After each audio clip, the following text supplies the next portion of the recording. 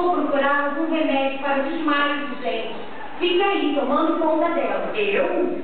É, você sim. Mas eu tenho medo de gente, mamãe. Você tem medo dela? Dela? Dela muito não, mas aquele moço tem sim. Ele foi procurar uma lanterna. E lanterna só tem na cidade. E é muito longe daqui.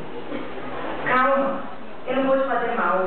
Você também não vai me fazer mal, não é? Como é que você se chama? Pluft. E você? Maribel. Você é gente, não é? Sou sim. E você? Sou um fantasma. Fantasma mesmo? É, fantasma mesmo. Mamãe também é fantasma. Engraçado. De você eu não tenho medo. Nem eu de você. Engraçado. Pluft! Ai, é minha mãe, por licença. Que é, mamãe? Com quem está falando? Com Maribel. Com quem? Ora, mamãe, com gente, com Maribel. Ah, então ela já acordou? Mas a sua mãe também é fantasma? Claro, ora. Você quer que ela fosse peixe? E o seu pai? Ah, meu pai era fantasma da ópera. Ele trabalhava num grande teatro. Agora ele morreu.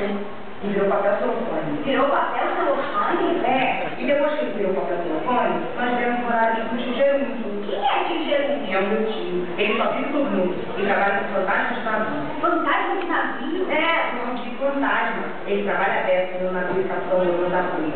O capitão Rolando era meu avô. Que coincidência! O seu avô e o meu tio trabalham juntos. Ai, que legal.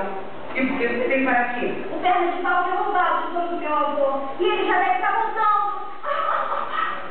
Mamãe, que lindo, que lindo. A menina está derramando água pelos olhos. Ela está chorando, meu filho. Ai, que linda chorar, mamãe. Que sorriso.